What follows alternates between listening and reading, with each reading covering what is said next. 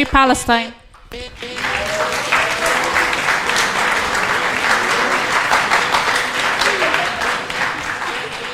Which part?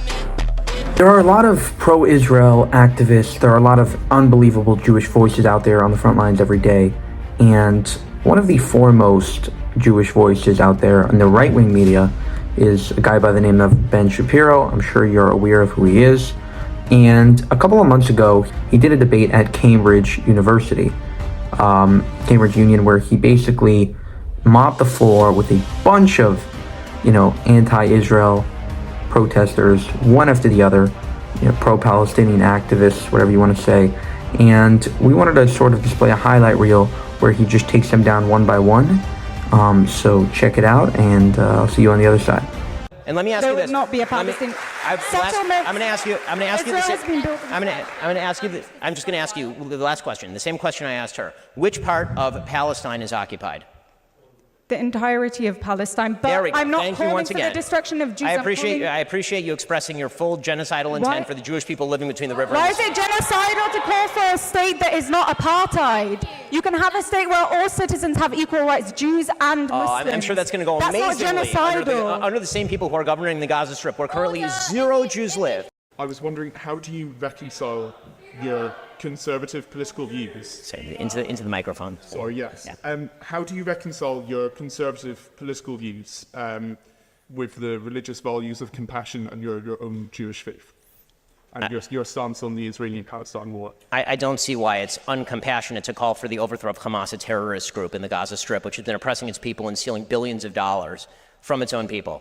Ismail Haniyeh is living in a 5-star hotel in Qatar while his people are living in absolute misery because of a war that he initiated by killing 1,500 people inside Israel proper and then taking 233 hostages.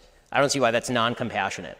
It seems to me that compassion also requires that you obliterate terrorist threats to your own population. And I'm just asking you, if based on the numbers, more Germans died than Brits in World War II, did that mean that the British were wrong in World War II? Because they did. Many more Germans died than Brits. Based on the numbers, does that mean that Britain was wrong in World War II? Britain wasn't bombing civilians.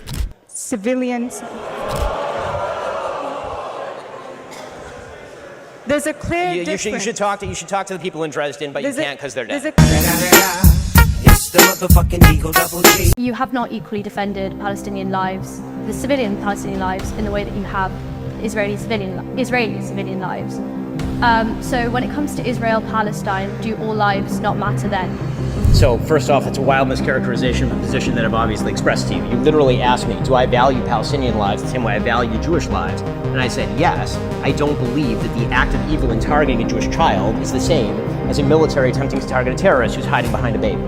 So don't mistake the position, please. When it comes to the all lives matter position, of course I believe that all lives matter. My fundamental disagreement with Black Lives Matter is I don't agree with their premise. Their premise is that black people in the United States are being uniquely targeted by law enforcement for murder, and I don't think that the statistics prove that. I don't think the evidence is there for that. Free Palestine.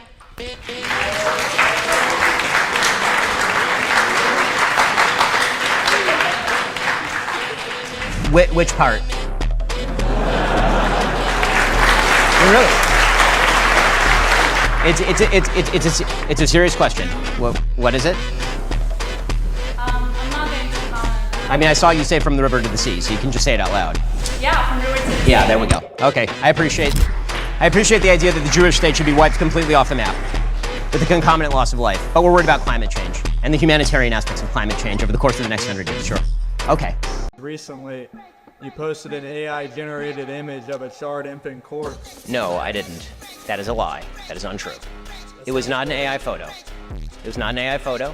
It was distributed by the Israeli government and the Prime Minister of Israel. It was verified by the United States government. That fake community note that said that it was an AI-generated photo was in fact taken down by Twitter because it was a fake community note. That is unfortunately not an AI-generated photo. I wish it were. It was a baby obliterated beyond recognition because it had been burned to death. So is it the word of the IDF Israel versus the word of No, actually, it's the photo. It's the actual camera footage taken by GoPro cameras by Hamas terrorists as they invaded Israel proper. I don't have to take Israel's word for it. A lot of this stuff was live streamed. I think tonight you've seen some evidence of people obscuring some clear moral differentiation between the targeted burning of babies in their homes in front of their mothers by shoving them in an oven and people attempting to kill terrorists who are themselves putting civilians in harm's way in violation of the rules of war and the Geneva Conventions. And if you're one of the people who's making this sort of moral equivalence, I ask for you to check your own heart. And if you're one of the people who's watching people make this moral equivalence and being convinced by the supposed complexity of the issue, I ask for you to check your brain. Thank you. All right, thanks for watching the Ben Shapiro clips. For more, subscribe to the channel. If you want to help us make more of these videos, go to buymeacoffee.com/JewishUncensored.